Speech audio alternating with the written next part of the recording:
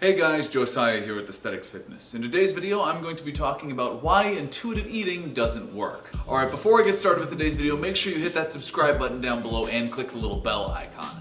That way every time I come out with a new video, you guys are getting notified so you don't miss out on any great new content. Also, if you feel like it, it really helps me out if you hit that like button down below as well. Now with that out of the way, let's get started. Alright, so before I start today's video, if you're wondering why this eye looks like I got punched in the face, it's because I did, by a barbell.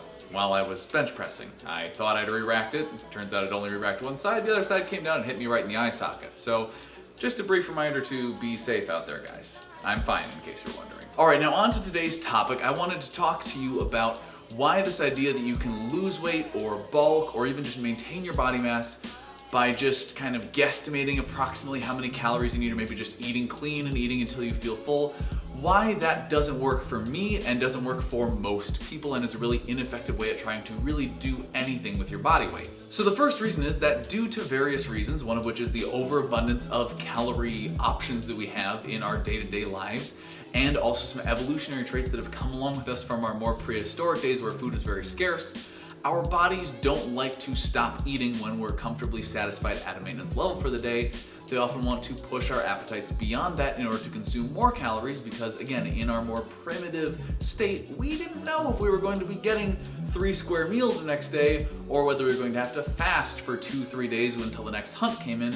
And so our bodies go, hey, we have food, we're hungry, let's eat, and let's keep eating until we can't eat anymore, rather than, hey, let's keep eating until we eat just enough to maintain our body fat. And I myself tend to experience this very strongly, like every day, like even when I am bulking and I know that I'm eating in a calorie surplus because I am gaining weight, I'm still usually hungry at several points during the day. Meaning that, if I were just gauging off of my appetite alone and I was just eating till I felt full and then eating again when I got hungry, I would be eating probably about 3,500 to 4,500 calories a day, which is between 1,000 to 1,500 higher than my maintenance level of calories. And so if you break that down and roughly convert it, that would mean that per week I'd be putting on around 2 pounds just of fat, and just by eating the amount that I thought was my maintenance level, because it would be the amount that I'd be eating in order to be full and happy all day long. If you want a perfect tracked example of this, you should check out my 10,000 calorie challenge video.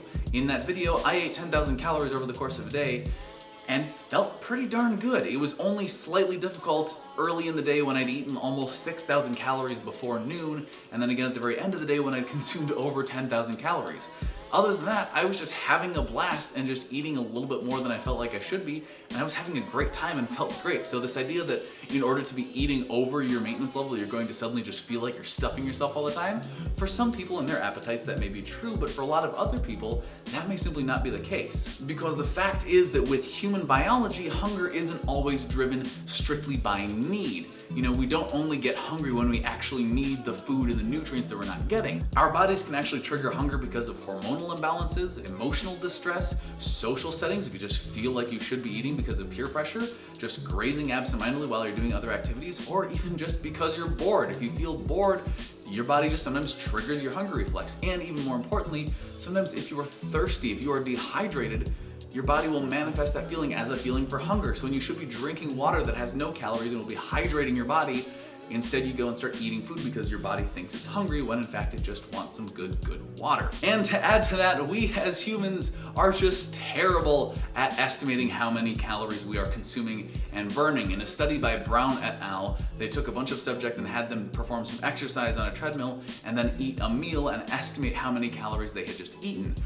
In this group, after performing intense exercise, they found that people were estimating anywhere from 200 calories under what the meal was to up to 700 calories over what the meal was. So there was a wide range of people, and generally they were not very accurate with what they thought the amount of calories they had just eaten actually was. And that 700 calories overestimation is actually very important to think about, because a lot of people think that they don't have to keep tracking their nutrition when they start bulking, because now all of a sudden, they're not dieting, so as long as they're just eating all the time, they'll be good.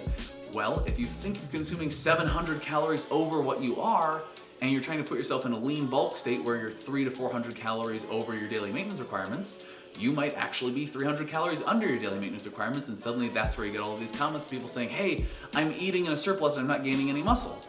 Turns out they're not actually eating in a surplus. And when it comes to weight loss, this is also important. Obesity is one of the most misunderstood and miseducated topics in the world today, especially in the United States. And there's a lot of horrible information out there and a lot of lack of understanding as to the actual science behind it. But in a study specifically dealing with obese people who had specifically self-expressed that they felt that they were diet resistant or had a very hard time losing fat even when in a caloric deficit, it turns out that on average, when all of their calories were actually tracked by a third party, that their self-reported calorie tracking was underestimating calories consumed on an average of 47%, and that they were overestimating their calories burned by around 51%. And that in fact, the thermogenic effect of food on their bodies, basically the amount of calories burned when they consumed food just from their body processing the food, was the same as people who were able to easily lose weight, showing that it wasn't a genetic or hormonal imbalance preventing them from losing weight, simply that they were consuming far higher and burning far lower amounts of calories than they thought and claimed that they were. And I think I may not have mentioned that study. That was a study by Lichtman et al. Dealing specifically with obesity. You should be able to check that out. Alright guys, so that is it for today's video. That is why I personally do not just trust intuitive eating or clean eating to help me lose or gain or maintain weight, because simply for me and for most people, it just doesn't work. Hopefully you found today's video very informative and entertaining. If you did, make sure you hit that like button down below. If you didn't, leave a comment down below and let me know why, and let me know a topic you would rather me cover in future videos instead. And of course, subscribe to my channel so you're getting notified every time I come out with a new video so that I can help you train smarter and look better.